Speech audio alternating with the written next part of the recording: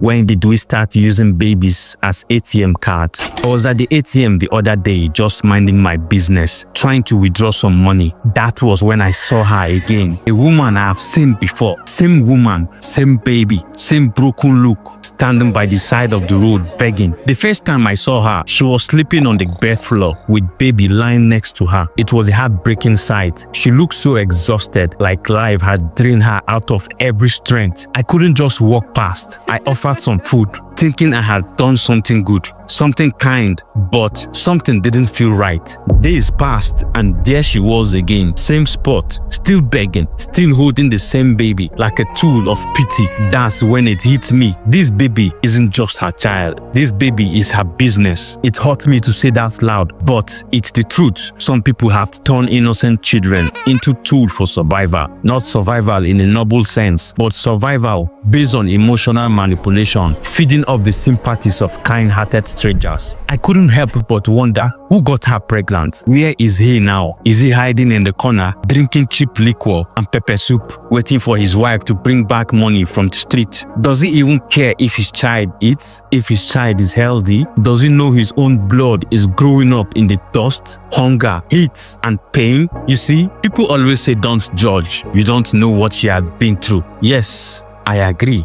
But when you keep seeing the same pattern, the same faces, doing the same thing with no change, no growth, no plans, it stops being a sad story and becomes a bitter truth. That baby can't speak yet. That child didn't choose this life. That child didn't ask to be born into a world where their worth is tied to how many naira notes a stranger can throw into a bowl. Why bring a child into this world if all you do is make them suffer? Then I remember what I saw on Brekete Family Radio and television. A man, a so-called pastor, forced his 11-year-old son to fast for 3 days straight. No food, no water, just prayers. He said God listens to the prayers of children. He believed that his son's suffering would bring him blessings. Let that sink in. An 11-year-old child used as a prayer weapon for his father's dreams. The boy should be in school, laughing, learning, eating well, but instead he's kneeling on the cold floors, starving, trying to pray his father into wealth. We have twisted religion to the point that it's now child abuse in disguise. We mix poverty with blind faith and somehow convince ourselves that it's okay. But faith without work is dead. You can't pray from Monday to Sunday without moving your feet and then blame God when your life doesn't change. Even God needs a break.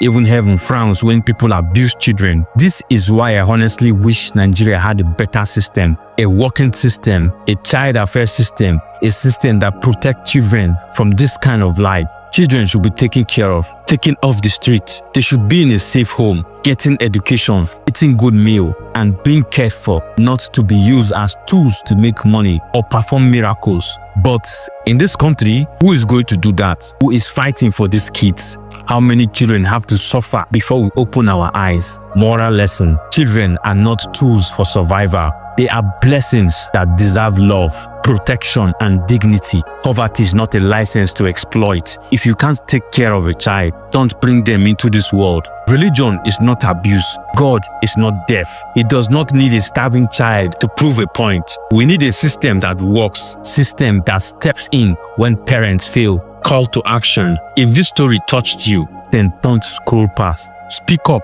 when you see a child being maltreated. Support NGOs working to protect the street children. Vote for leaders who cares about a child welfare. Be the voice of the voiceless, because children are not born to suffer. They are born to live, love, and laugh. Let's not fail them. Thank you so much for listening to my podcast. I hope you enjoyed it. My name is Stanley Chooks, aka Advance, aka Pink, the fine boy.